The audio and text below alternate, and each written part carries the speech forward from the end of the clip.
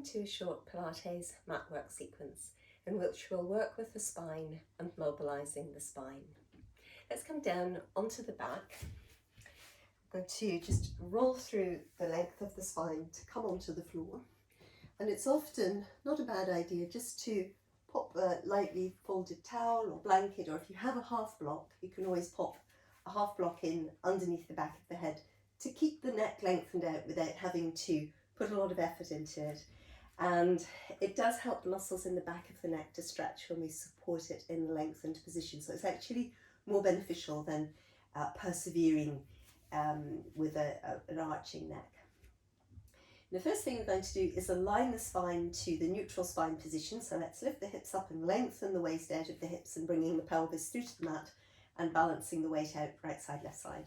And then we can lift the ribs up and lengthen the waist out of the hips and just bring the ribs towards the mat, balancing the weight out right side, left side. And then let's support the head with the hands, and we're going to lengthen through from between the shoulder blades into the crown of the head. And then we'll let the arms come in by the sides in a nice relaxed way. And let's bring the legs towards each other, insteps and inside legs together. And then from there we can flex the feet at the ankles, just turn the toes out whilst we keep the heels together.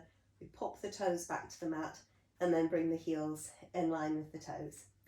And then the next thing that is very useful to do as we come onto the floor is to deliberately and to actively relax the spine, letting the muscles along the sides of the spine soften and relax so that you just gently release the weight of the spine towards the mat. And then away from either side of the spine, just softening across the shoulders, across the ribs, across the waist and across the hips. And we can ideally let the legs be relaxed in the hip joints and the gluteal muscles relaxed. And then little by little with our inhalations, we're going to locate the neutral spine position. So that's the position that we use in Pilates. We wrap the core strength around the neutral, and then we train the core strength with the spine aligned to the neutral position. So if we think about as if we've got a little spotlight on our tailbone, that's going to lengthen away to shine through to between the heels, and that will draw the crests of the hip bones up towards the ceiling. And then there'll be a little bit of space between our spine and the floor through the back of the waist. Now your body might be touching the floor, but the weight of the spine isn't resting onto the floor. And then the spine through the back of the rib cage engaged to the mat. A little bit of light core strength we'll probably need around the base of the rib cage to do that. And then allowing the neck to release and lengthen from between the shoulder blades into the crown. So that's just on your exhalation, softening the back and softening the spine. And as you breathe in, tailbone directs to between the heels, crests of the hip bones direct straight upwards, space between the spine and the floor at the back of the waist, spine through the back of the rib cage is in contact with the mat, and the neck is long and released. Now once we've found our neutral spine position, we need to think a little bit about our smile contraction, our broad and wide hollow and scooping, so that we get quite a nice contraction close to the crests of the hip bones here. And then as well, we could imagine, once again, that the muscles around the waist are actually acting like a belt. And this could be a belt that wraps right in around and cinches in towards the spine, either side, right side, left side, right side, left side, really cinching the waist in nice and deeply, nice and strongly. So on a scale of 1 to 10, we work as deep as we can, 10, but our strength, we might work at about 7 or 8, so not so much, about 3/4 of our maximum strength, otherwise we get too tired. And then again, we let the base of the ribcage just taper in towards the spine and the breastbone lengthens away from the face. Now in this position, or from this position, we're going to think about just keeping the heels and the feet lightly placed on the floor and the heels not too far away from the sitting bones. And then working with this really broad and wide scoop and hollow, we're going to just gradually use our deep abdominal strength to begin to pick the tailbone up off the floor. And then also the sacrum where the hips and the spine join. And then we really squeeze in across the back of the waist, sides of the waist, across at the front. And also you're trying to really work into the muscles in the back of the rib cage. Ribs taper in, breastbone lengthens away from the face. And the work of rolling my back away from the mat is really coming from the core. Now just a little bit my gluteal muscles are working, but there's no sense of pressing down into my feet or really working hard with my thighs. And then I'm going to breathe in up here and breathe out to roll back down through the spine, lengthening out all the way through, right through to the tailbone. So another way to help us work out more effectively with the core strength is if you have a Pilates ball, or you can pop a little cushion into between the knees or a folded pillow or something, and then just in a very light way, holding the ball with the muscles close to the knees, we stretch out the spine, really lengthen the spine, and somehow it tends to help us to get a really wide scoop and hollow, a great big deep broad and wide smile in the lower abdomen when we've got something between the knees. Thinking about lengthening the spine towards the tailbone and really using the strength in the back of the waist, back of the ribs to draw us through, and you're really bridging with the spine rather than levering the spine up with the legs or the hips. We breathe in up here, and then as we roll back down, lengthening the spine from the crown of the head to between the shoulder blades, base of the rib cage, on into the sacrum, on into the tailbone, lots of space, still breathing out. And as you just lengthen the tailbone away from you on a long exhalation, you often feel the lower abdomen hollow quite deeply. Try to hold on to that as you breathe in, breathing back into the chest, and then once again, as you're ready, broad and wide scoop and hollow, fastening the belt into the back of the waist, close to the back of your hips, cinching right in and around, wrapping the ribs around the spine, breathing in up here, and then once again rolling back down. Lots of stretch through the sides of the waist, through the sides of the ribs, as well as through the back of the body. So we breathe in again here, and then a last bridge coming up, and once again rolling up that broad and wide scoop and hollow, and the belt really cinches in very close to the top of the hips to give you that lift from the core all the way through, lengthening the ribs away from the shoulders, lengthening the waist away from the ribs, and lengthening the hips away from the waist. So again, we breathe in, and then once again we roll down, roll down, roll down. Lots of length through the spine. You're on that long exhalation, and just as the tailbone pulls through to the mat and you're close to the end of your exhalation, you might feel the lower abdomen really dive down and back, and that's quite a strong core strength. We're going to try and hold on to our core strength, not letting it go. Keep the strength working around the ribs, around the waist, and let's just slide one leg away. Now it's quite tricky to remain in the neutral spine as we slide the weight of the legs away, but we're going to try and hold on to the core muscles as much as possible around the base of the ribs, around the waist, and our smile. A little bit now, we do need to pull up through our gluteal muscles in the back of the hips, so a little bit of a lift around the sitting bones and up. And if it's comfortable, we let the arms move up and back. And then again, as you can see, I've slightly lost my neutral spine here. I'm going to have to work very hard with the belt fastening in very firmly to the sides of the waist, back of the waist, and also to the front. I have to work quite hard in the muscles there, just at the base of the rib cage, below the breastbone. Shoulder blades ideally move down the back, and just avoiding any tendency to press the head into the floor. Really look for the strength coming from the core muscles. And you might notice as you get into neutral here, with the legs extended and the arms going back, that the weight of your legs isn't too heavy. So we just take note of that, because we're going to come back to that in a little bit. And then from here, holding the elbows really wide so we can only see them from the edge of the corners of our eyes. The idea is to roll the spine in the back of the rib cage away from the mat. And then we just breathe in to roll back down. So the movement is coming from the spine behind the breastbone. We need to work hard in these muscles just here, hard in the back of the waist. The head and neck flows up with us, and we just gently tilt the chin towards the top of the breastbone. And this is where, again, the usefulness of the muscles around the back of the rib cage comes in. The shoulder blades are moving down the back. It should be a nice stretch for the upper spine, really mobilizing the upper spine. So this working and avoiding that pull from the neck, but just from behind in the back of the rib cage, flowing up. And then we're going to roll back down. So we're still more or less in our full body stretch, and just thinking about how light the legs are and how we're using our gluteal muscles to support them here. We're We're going to let the knees bend, and we're going to reproduce all the strength of the full body stretch, with the ribs gathering in and the waist, wrapping the strength into the back of the waist, the smile, drawing up through the gluteal muscles, back of hip, drawing up through the kneecap, front of the thigh, and the leg slides away. It's touching the floor, but the weight of the leg is only hovering on the floor. So this is the idea again, as much strength as you had from the full body stretch wrapping around your spine, core muscles, the more or less circular shape of the core muscles wraps in around the more or less circular shape of the spine. Now this work might be enough for you, or you might think that you were ready to keep stretching and lengthening the spine, tailbone to crown, but also adding in that abdo-prep movement through the upper spine. So let the lower body work get going first, and then as the ribs are gathering in towards the spine, as your leg is extending, that's the moment to flow up through the upper body.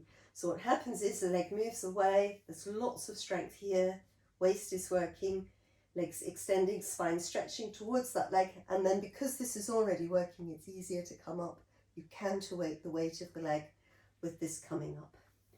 Now the other thing that people need to realize is that this leg that's on the floor, not working, it actually stays quite relaxed. And we could, in theory, bring it away from the floor without too much effort. So it shouldn't be gripping or pressing into the floor or gripping or working through the hip joints. So either version, any version, leg presses away. If we want to, we add in that abdo-prep movement. If we want to, the other leg lifts away. Once again, we breathe in, the upper back comes down, the raised leg comes down, and we're drawing that long leg in again. Lengthen through the whole spine, come back to that full body stretch sensation. Might be getting tiring now. Leg flows away, upper back can flow up, and the other leg can lift, possibly breathing in, upper body comes back down. We bring one leg in and the other leg down. Good, well done. So now let's hug the legs in and towards us, and we're just going to circle the hips on the mat 2 or 3 times there, one direction, 2 or 3 times opposite direction to release our lower spines. And then let's bring the feet back through towards the floor, and we're going to let the arms open out in line with the shoulder joints, and hopefully we've got enough room for that. So we think again about the tailbone directed between the heels, the crest of the hip bones to the ceiling, and our imaginary belt which replicates some of the muscles in our waist, wrapping around close towards the spine and engaging around the ribs and the arms in line with the shoulders. And then how about we're going to mobilize the spine now using our Pilates technique, working with a twist. So that's where, with the belt fastening strength, we're going to work extra hard into the back of the right waist to really emphasize that strength. And then with the smile strength, we're going to work extra hard with that onto the right side. So you might be able to see I'm moving my spine with my core muscles, and then in that twist I'm going to breathe in, and then I'm going to come back. So the left side of my body is a bit stretched, so I'm going to really hug in on that left side and hug in on the left waist at the back and at the side, and with the smile strength I'm going to even it up to both sides. And then as we're ready, off we go to the other side. So it's that back of waist strength really working, and the smile. And you might be able to see, like with the bridge, I'm really supporting the weight of my spine with the cylinder of strength of the core muscles wrapping in towards it. The cylinder of the core really hugs in towards the spine, and I'm not leading my twist with my legs. And that's a key factor with it being Pilates, as opposed to any old spinal twist mobilizing the spine. So then, as you're ready, we're going to hug the strength in along the side of the right ribs, and hug the strength into the back of the right waist and into the side of the right waist. And again, we even up that core strength through the center. So now let's give it another go to both sides. And once again, we come back, we check that we've got that strength, lower abdomen, waist, around the ribs, just keeping that in place. Then as we twist towards the right side, the right waist activates. And if we were feeling quite mobile, we might let the head and neck rotate in the opposite direction. And we could walk into the fingertips of the arm we're looking towards, just get a little bit of stretch to our shoulder joint.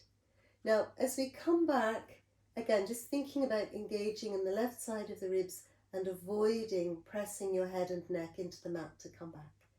The back of the left waist engages and you'll smile, and coming back with no extra tension going into the neck.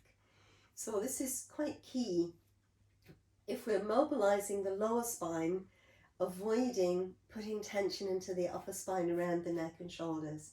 But we use strength, but not tension, unnecessary work. So again, the left waist working now to bring us into the twist, going off towards the left side. And again, controlling it with our core muscles, keeping the base of the rib cage quite anchored in, avoiding this tendency, keeping that quite anchored in and down. And the head and neck can pivot in the opposite direction. And assuming you've got enough space, you can reach and stretch into that arm and the fingertips on that side. And then as we're ready again, we're going to let the head and neck pivot back. We engage the rib cage very firmly on the right side of the ribs, and then the back of the waist, and all the way through to the center, our pelvic diamond, and we're right back through. And in theory, we arrive back and we're in neutral spine, and the neck is relaxed, and the shoulders are relaxed, the hip joints are relaxed, and the back of the hips relaxed. Good, well done. So then with the next exercise, I'm going to lengthen the hamstrings a little, and usually that helps to release our lower back and our lower spine. So if you have a resistance band, that will definitely be useful. We can just pop the resistance band over the sole of, let's say, the right foot. And then again, we check in that we're in our neutral spine position, and we just float that right leg up and towards us. And then from here, as you're ready, with the exhalations, we're aiming to lengthen upwards through the legs, and we can lengthen up against the resistance band, and breathing in to bend again. And with the weight of the leg going up, often the lower back will sink into the floor. But where we're mobilizing with Pilates, we really need to aim to maintain the neutral spine. And one way that we can begin to think about doing that is by keeping our waist really lengthened. So the spine in the waist keeps lengthening towards the crown of the head. We use lots of strength into the back of the waist and our broad and wide scoop and hollow in the lower abdomen, our smile strength. And as the leg moves upwards, the front of the spine is stretching away from the leg, and then the inside hip, inside knee, heel of the leg really extending and lengthening, and then just breathing in to let the knee bend again. So spine really long, avoiding the weight of the body pressing into the floor, but just very similarly to in our full body stretch, we keep the weight of the body absorbed up into the core strength. And that will help us to find more reach through the leg. And one of the things about hamstring lengthening is that often people just push the foot as far away from the hip as they can. But actually what I'm doing is moving from my sitting bone, lengthening up through my thigh, through the back of the knee towards my heel. And to stay in neutral spine whilst lengthening the hamstrings is challenging. It's still challenging for me to stay in neutral, in supine, and lengthen right up against the band. So take heart if it's very challenging. Take heart. It is worthwhile doing because it does truly lengthen the hamstrings, and so many hamstring practices just don't. But as usual, the Pilates method will have the key to so much success when it comes to our coordination skills and rehabilitating our bodies and bringing ourselves back into a stronger, more mobile version of ourselves. So let's relax down on this side and have a go on the other side as well.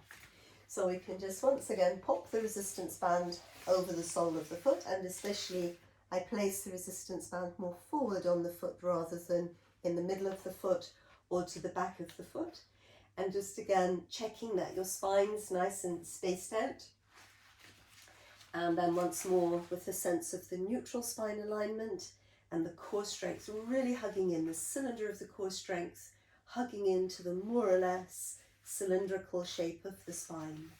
So then again, as we're ready, we keep the waist lengthening from the tailbone to the crown, and we're extending up through our thigh towards the back of the knee, towards the heel as best as we can. So the leg doesn't need to straighten, it can come here or wherever it needs to. You've got the resistance band to support you if the leg begins to sag or fall. You can use it to work into, to strengthen the front of the leg, or you can use it for support. Use it as it suits you best. Now as well, this leg that's on the floor, we try to keep it relaxed. We try not to be gripping or pressing, just try to keep it relaxed. So then again, we lengthen up through the front of the spine, and you're opening up ideally through the inside hip joint, inside knee, heel. Of course, the hamstrings are in the back of the leg, so we have to lengthen through the back of the leg, but this giving yourself more space by lengthening the front of the spine away from the leg, and as you're doing that, really opening through the inside hip, inside knee, heel, like that. So let's just work through another couple of these, keeping the tailbone really lengthening away from the crown of the head. Breathing out to reach up, and breathing in to come back. Good, well done. So a reasonably challenging sequence actually, because when we're mobilizing the spine using the core strength, we not just rolling around and sort of rocking and rolling in order to mobilize the spine, we're really using a lot of strength around the spine, and we're supporting the mobilization. And the advantage of that is that you build in the strength that enables you to hold space between the joints of your spine when you're moving around and doing things. And that's the great thing about the way that the Pilates method works. It doesn't just mobilize you at the time that you're working, it helps you to build in a permanent ability to simply be more mobile. So let's, as we're ready, circle the hips on the mat just a little bit, and releasing our lower backs, and let's circle in the opposite direction and still releasing our lower backs. And from there, let's roll over. We'll come onto one side, just letting our spine settle for a moment, core strength engaged. Then we're just going to roll up through the spine to finish. Check that your back feels nice and tall and the muscles are working again right around your spine. A couple of little stretches there. You can reach one side, reach the other side, just to check that everything is working. Thank you for watching. I hope you've enjoyed this video and that you feel that you know more about mobilizing your spine with Pilates now. If you feel like joining the channel, it's always great when new people join, and any likes and comments are gratefully received. Thanks for watching, and hope to see you again soon on Movement Style.